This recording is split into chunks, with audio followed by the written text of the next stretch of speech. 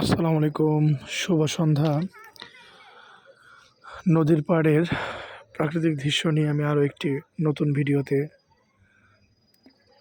আপনাদেরকে জানাচ্ছি স্বাগতম।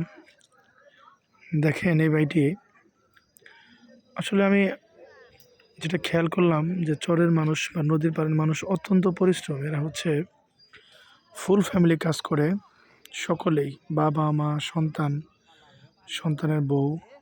এই দেখেন এই মুরব্বিটি ওই পারে মাত্র হচ্ছে মাথায় কিছু বাদাম গাছ নিয়ে রেখে চলে আসলো। সবগুলো যদি নৌকার মধ্যে সে নিয়ে যেত তাহলে কিন্তু নৌকাটি ডুবে যাওয়ার সম্ভাবনা থাকতো, বা হচ্ছে আপনার নৌকা দিয়ে সবগুলো গাছ বা মানুষজন নিয়ে পার হওয়া সম্ভব না। উনি দেখেন নদীর ওই পার বাদাম গাছগুলো মাথায় করে নিয়ে রেখে আসলো। এখন এই যে দেখেন তার ছেলে আর বাচ্চাটা মানে নাতি, সেগুলো নিয়ে ওই পারে আবার চলে যাচ্ছে। এটাই হচ্ছে নদীর পাড়ের জীবন, বা বলতে পারেন চরাঞ্চলের জীবন, যেগুলো দেখলে আসলে মায়ার টান লাগে, ভালো লাগে।